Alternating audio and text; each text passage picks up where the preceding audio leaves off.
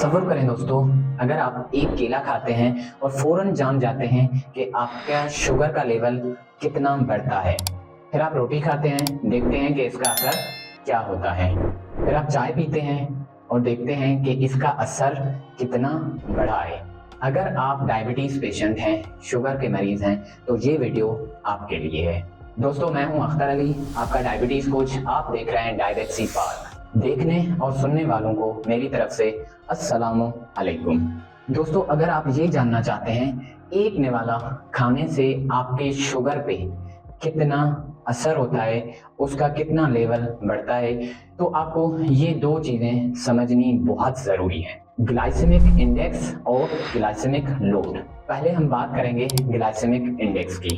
Glycaemic index से मुराद कि चीजों को तरतीब में रखना, A, B, C, R 1 2 3 4 एक तरतीब के साथ अरेंज करना।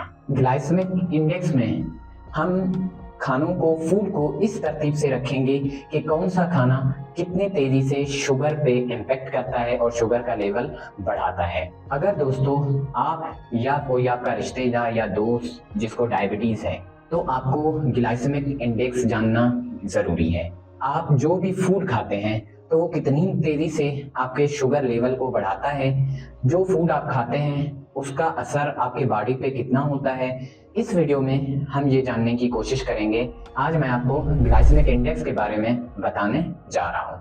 दोस्तों, जब भी हम कार्बोहाइड्रेट वाली चीजें खाते हैं, चाहे वो रोटी हो, बनाना हो, एप्पल हो, वो हमारे मैदे में जाता है और शुगर में कन्वर्ट हो जाता है। अब सवाल ये होता है कि वो शुगर कितनी तेजी से हमारे ब्लड में चला जाता है। ये हम ग्लाइसेमिक इंडेक्स के थ्रू जान पाएंगे। अगर वो तेजी से चला जाता है हमारे ब्लड में, तो उस फूड का ग्लाइसेमिक इंडेक्स ज्यादा है। चलो हमारे ब्लड में मिल जाता है तो उसका ग्लाइसेमिक इंडेक्स लो है। यही है ग्लाइसेमिक इंडेक्स। अगर शुगर हमारे ब्लड में आहिस्ता आहिस्ता शामिल हो रही है तो उसका ग्लाइसेमिक इंडेक्स लो है।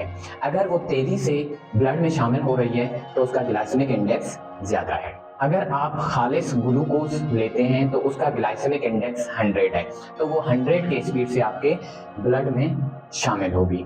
अगर आप एप्पल लेते हैं तो एप्पल का ग्लाइसेमिक इंडेक्स 35 है, तो वो 35 के स्पीड से आपके ब्लड में शामिल होगी। इस तरह चीनी का ग्लाइसेमिक इंडेक्स 65 है, वो 65 के स्पीड से आपके ब्लड में शामिल होगी। आप जरा सोचें कि जो केला है, बनाना है, वो हम ज्यादा इस्तेमाल करते हैं। बनाना का जो ग्लाइसेमिक इंडेक्स है वो 54 है, तो दोस्तों वो 54 के स्पीड से आपके ब्लड में जाता है। बादाम का GIA 5 है, तो वो 5 के स्पीड से आपके ब्लड में जाएगा। और अंडे का 0 है, तो वो कोई इम्पैक्ट नहीं करता आपके शुगर लेवल पर। दोस्तों, ये मालूमात डायबिटीज पेशेंट के लिए बहुत ही जरूरी है। इससे आप ये जान पाएंगे कि कौन सा फूड आपके लिए सेहतमंद है और कौन सा फूड आपको अवॉइड करना चाहिए। जिस फूड का ग्लाइसेमिक इंडेक्स ज्यादा है तो उसका शुगर लेवल पे इम्पैक्ट भी ज्यादा आएगा, जिसका कम है तो उसका शुगर लेवल पे इम्पैक्ट भी कम आएगा। इसीलिए आपको ग्लाइसेमिक इंडेक्स जानना बहुत जरूरी है। दोस्तों, अगर आप इस बात में दिलचस्पी रखते हैं कि आपके हर निवाले का आपके ब्लड शुगर लेवल पे कितना इम्पैक्ट होगा, तो ग्लाइसेमिक इंडेक्स को समझना बहुत जरूरी है। आए कुछ फूड का ग्लाइसेमिक इंडेक्स जानने की कोशिश करते हैं। वीट, जिसका ग्लाइसेमिक इंडेक्स 70 है, शुगर 65, बनाना 54, एप्पल 35, बादाम 5, एग्स 0, ऑयल और घी 0।